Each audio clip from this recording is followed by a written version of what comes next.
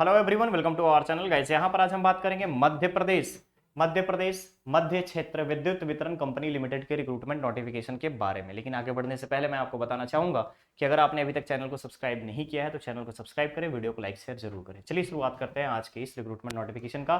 तो ध्यान से देखेंगे, मेंशन किया गया advertisement for the recruitment on various cadre of assistant engineer in state power sector company of MP on regular basis. ठीक है, परमानेंट जॉब। क्लियर रहेगा।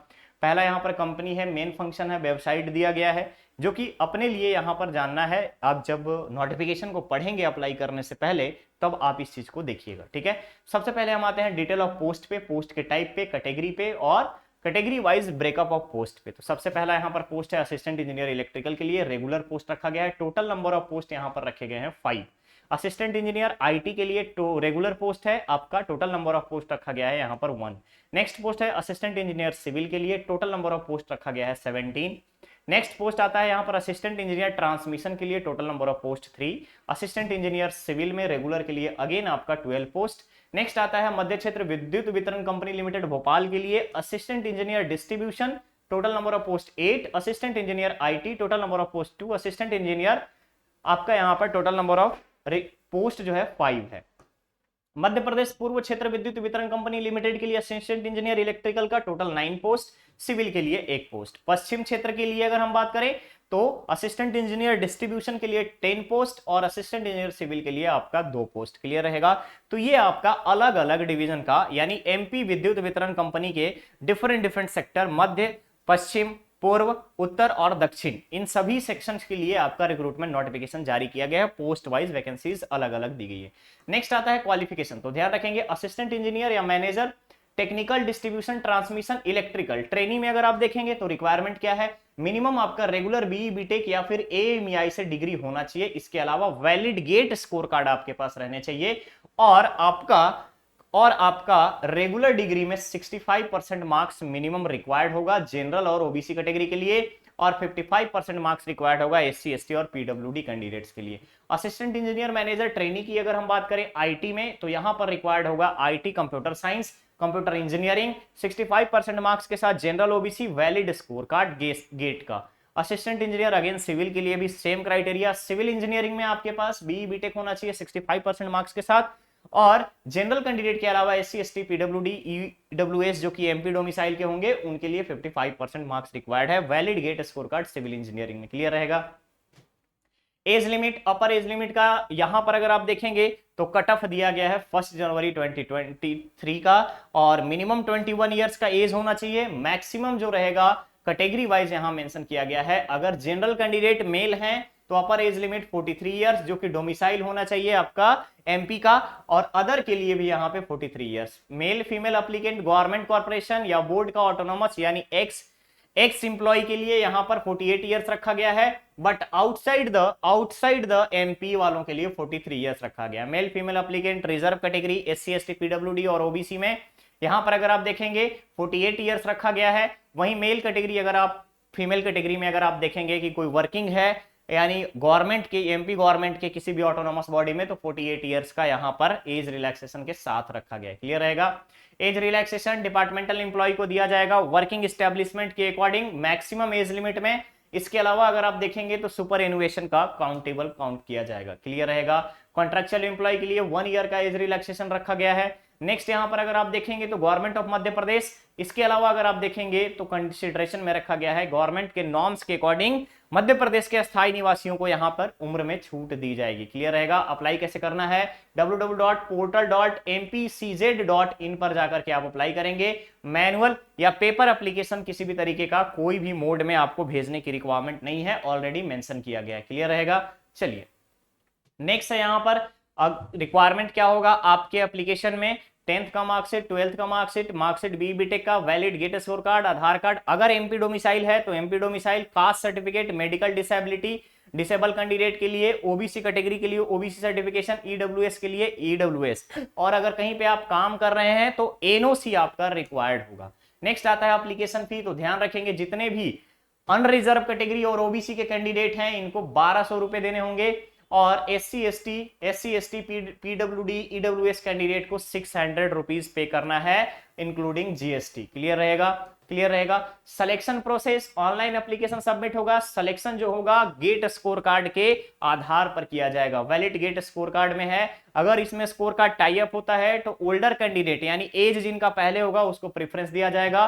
डेट ऑफ बर्थ के आधार पर preference, qualifying exam, degree level में marks ज्यादा होगा, 10th में marks ज्यादा होगा, उसके आधार पर यहां पे प्रेफरेंस दिया जाएगा। ठीक है, नेक्स्ट आता है time period of document verification, यानी यहां पर आपका कोई भी एग्जाम की क्राइटेरिया के बारे में बात नहीं की गई। ध्यान से देखिएगा, selection will be done on the basis of merit of valid score card, यानी कोई एग्जाम नहीं लिया जाएगा, सिर्फ गेट स्कोर कार्ड पे आपका यहां पर कंसिडर होगा और आपको वैलिड डॉक्यूमेंट के साथ आपका डॉक्यूमेंट वेरिफिकेशन होगा। रिजर्वेशन SC ST के लिए ऑलरेडी मैंने बता दिया है, MP डोमिसाइल वैलिड होगा, अदर स्टेट वालों को जनरल ट्रीट किया जाएगा। क्लियर है, यहां पर बेसिक जनरल इंस्ट्रक्शन दिया गया है जिसमें से NOC सेल्फ डिक्लेरेशन के बारे में बताया गया है और कंसिडरेशन में रखा गया है कि कोई भी ऐसा कैंडिडेट जो कि किसी भी ऑफेंस है, विमेन के अगेंस्ट में ऑफेंस में कन्विक्टेड है, यहां पर कंसिडर नहीं किया जाएगा, अप्लाई नहीं कर सकता है। नेक्स्ट आता है ट्रेनिंग 1 ईयर का होगा और ट्रेनिंग पीरियड में आपका एंट्री पे में पे मैट्रिक्स प्रोवाइड किया जाएगा, इसके साथ साथ आपको अलाउंसेस कुछ भी नहीं होंगे। ठीक है, सर्विस एग्रीमेंट यहाँ पे 2 लाख रुपए का पे करना होगा, 500 के नॉन जुडिशियल स्टाम्प पेपर पे, और साथ ही साथ जब आप बीच में अगर आप ब्रेक करते हो बॉन्ड को तो आपको पेमेंट देनी होगी। लीव ड्यूरिंग ट्रेनिंग पीरियड, तो ध्यान रखेंगे जब आपका ट्रेनिंग चलेगा तो उस टाइम में 10 डेज का मेडिकल लीव, 13 डेज का कैजुअल लीव और 3 डेज का ऑप्शनल लीव आपको दिया जाएगा। क्लियर है, इसके अलावा ह्यूमन रिसोर्स एंड अलाउंसेस में अगर आप देखेंगे, HRA में अगर आप देखेंगे 10 डेज से ज्यादा का आपको कुछ भी लीव प्रोवाइड नहीं किया जाएगा। प्रोबेशन पीरियड जो रहेगा, प्रोबेशन पीरियड आपका 1 ईयर का ड्यूरिंग द ट्रेनिंग प्रोबेशन में अगर आप देखेंगे यहाँ पर, तो अगर आपको छोड़ के जाना है तो आपको 3 मंथ पहले आपको इन्फॉर्म करना रहेगा। क्लियर है, यहाँ पे penalty for the minor misconduct के लिए बताया गया है कि यहाँ पर आपको 1 महीने के लिए सस्पेंड किया जा सकता है अगर आप मिसकंडक्ट करते हैं तो। मेजर पेनाल्टी जो होगी आपका जॉब से निकाला जा सकता है, मेंशन कर दिया गया है। Termination of assignment of the training concerned by the civil actions of recovery of civil liability. Clear है, सैलरी क्या रहेगी तो ध्यान रखेंगे, मध्य प्रदेश गवर्नमेंट का 7th पे रिवाइज्ड कंडीशन जो अप्लाई होगा, लेवल 12 का पे स्केल यहां पर लगेगा, जिसमें से इनिशियल सैलरी 56,100 की रहेगी और 1,77,500 का आखिरी रहेगा। ठीक है, अलाउंसेस को इंक्लूड करेंगे तो 1.2 लाख के आसपास आपकी टोटल सैलरी जाएगी। क्लियर रहेगा, न्यू पेंशन स्कीम आपके ऊपर लागू होगा, यहां पर मेंशन कर दिया गया है, on appointment of assistant engineer provision of new pension scheme will be applicable. Clear है, चलिए नेक्स्ट यहाँ पे नोटिस पीरियड के बारे में बात किया है, जो मैं ऑलरेडी आपको बता दिया हूं कि यहाँ पर आपको नोटिस पीरियड रहेगा। ट्रैवलिंग और अलाउंसेस जो रहेंगे ड्यूरिंग ट्रेनिंग पीरियड, ट्रेनिंग को यहाँ पर ट्रैवलिंग और डेली अलाउंसेस प्रोवाइड किया जाएगा as per the applicable journey.